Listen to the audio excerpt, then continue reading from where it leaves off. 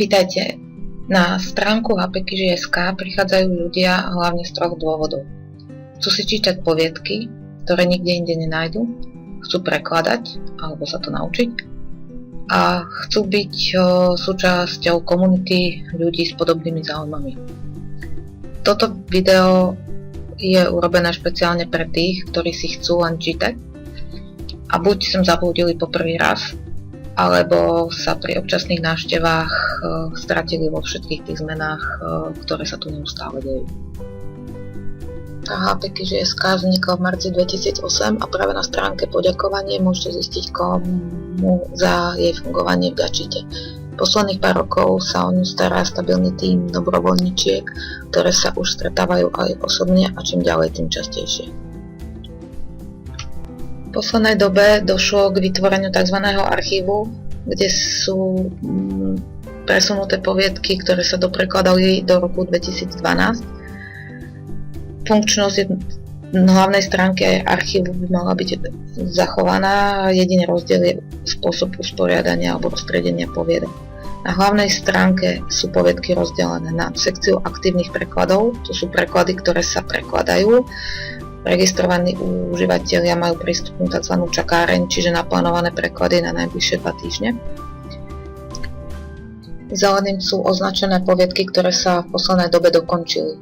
Potom je tu sekcia adventov. Každé Vianoce máme vo zvyku robiť 3 adventné kalendáre, v každej minimálne 24 poviedok.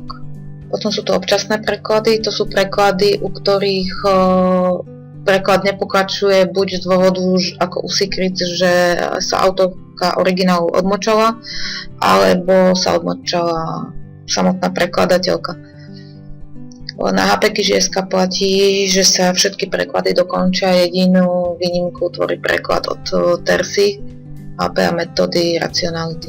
Oranžovou sú označené preklady, ktoré sú uvoľnené k prekladaniu, to znamená, že keby mal kdokoľvek záujem o pokračovanie prekladu, je to možné. V ďalšej časti sú dokončené preklady, zoradené podľa párovania. Dramione je uvedené ako prvé, keďže táto stránka bola zameraná pôvodne len na Dramione. Poviedky označené červenou farbou obsahujú slashovú tematiku, nemusí ísť o hlavné párovanie a potom sú samostatne čisto slashové poviedky. Poviedky v archíve sú zoradené chronologicky, to znamená od najstaršej, ktorou už navždy bude ich miestnosť ako prvá poviedka na tomto webe. Čo sa týka prístupnosti na tomto webe, väčšina poviedok je voľne prístupná. Obmedzenie pre registrovaných užívateľov by malo byť len u poviedok nad 18, alebo pokiaľ si to vyžiadala prekladateľka. Naopak, i pri tu niekoľko poviedok nad 18, ktoré sú voľne prístupné, pretože to tak prekladateľka chcela.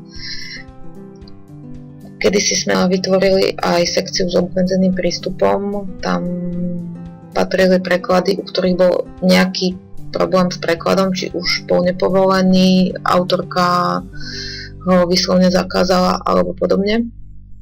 Postupom času sa všetky preklady, hlavne pri presune do archívu, z tejto sekcie uvoľňujú. Vyhľadávať na tejto stránke je možné cez obsah, ide však o full textové vyhľadávanie, ktoré značne spomaluje stránku, alebo teda ju zaťažuje, a vyhľadávať sa dá len cez jednotlivé témy a poviedky alebo cez kapitoly. Z toho dôvodu sme vytvorili stránku hppreklady.sk, ktorá by mala slúžiť ako nejaká databáza prekladov zo sveta Harryho Pottera v Čechách aj na Slovensku. Dá sa tu vyhľadávať jednak priamo cez prekladateľov o párovanie, obdobie a podobne, alebo cez vyhľadávanie pomocou parametrov, kde sú naozaj všetky možné parametre, ktoré nás pri kategorizácii poviedok napadli. Správcou tejto stránky je Lupina. ktorá sem nahádzuje preklady z HPKG.sk. Pokiaľ však viete o nejakom inom preklade alebo preklade, ktorý tu chýba, stačí sa prihlásiť a cez formulár tento preklad odoslať, administrátor ho skontroluje a pridá do databázy. Hlavným cieľom bolo vyhnúť sa aj duplicite pri prekladaní toho istého originálu.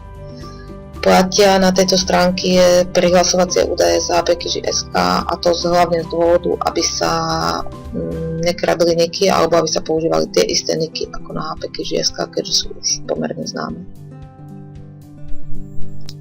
Ďalšou stránkou, ktorú má tak nejako HPKG.sk pod svojimi krídlami, je lexikon kúziel, alebo teda HP lexikon, ktorý obsahuje pojmy zo sveta kúziel a elixírov.